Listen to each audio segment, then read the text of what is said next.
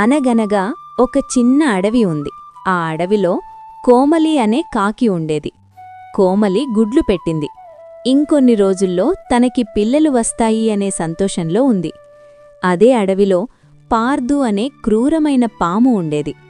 ఒకరోజు కోమలకాకి ఆహారం కోసం వెళ్ళినప్పుడు పార్దుపాము కోమలికాకి గుడ్లు తినేస్తుంది. దాంతో కోమలికాకి తిరిగి వచ్చినప్పుడు తన గూడును చూసి చాలా బాధపడుతుంది. ఆ తర్వాత రోజు పక్షులన్నీ కోమలికాకి దగ్గరికి వచ్చి తమ గుడ్లన్నీ పార్దుపాము తినేసిందని చెప్పి బాధపడతాయి.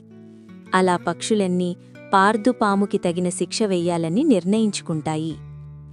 కోమలికాకి ఆకాశంలో ఎగురుతూ ఉండగా మంథనగిరి మహారాణి తన చెలికత్తెలతో స్నానాలాడుతుంటుంది.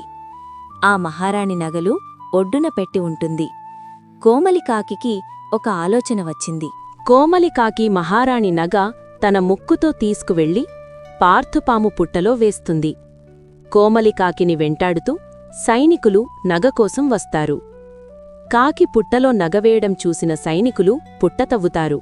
దాంతో పార్థుపాము చనిపోతుంది. పక్షులన్నీ చాలా సంతోషించాయి.